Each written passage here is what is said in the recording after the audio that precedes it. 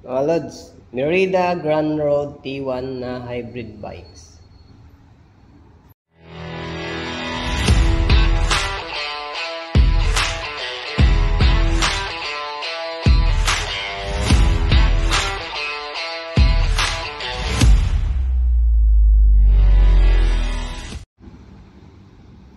Tara mga Lods, tingnan natin ang specs nito at presyo kung magkano.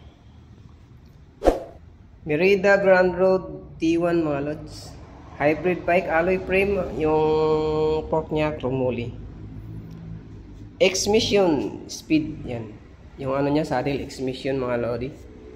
Pati yung seat post, component. Ito na yung stock niya mga Lods. Ganon din yung steam niya, naka X-Mission. At siyempre yung handlebar niya. Naka combo shifter siya mga Lods. Naka 3x8 speed. Shimano na po yan.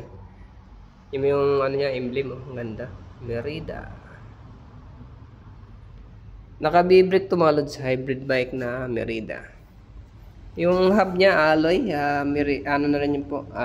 Shimano pala to, Shimano. Sa rim niya, naka G-code. Yan. Yung rim po niya, yan. Alloy na rin po yan mga Lods. Naka square type bottom bracket siya. Naka 3x2 mga Lods. Yung crankset niya, RPM. Shimano na rin yung ano niya, FD, next save. Ito yung mga nakasulat dito. Ito sticker to mga Lods. Sa size pala nito, ang top tube ay 52, 47 yung seat tube. Yan yung Merida niya mga Lods. Naka B-brake siya mga Lods. Race light tubing. Naka Shimano na rin yung ano niya mga Lods. Shimano index system, SIS. Yan.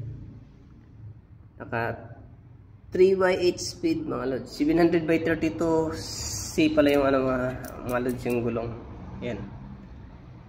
Panerai series, naka Panerai series siya. Japan, made in Japan. Japan po mga Lods. Ang presyo pala nito mga Lods, 12,000. Sa 12,000 mga Lods, negotiable pa yan. Pwede pa kayong tumawad yan mga Lods. Ayan, available kay Third Wheel Bikes. Merida Grand Road T1 hybrid bikes mga Lodi.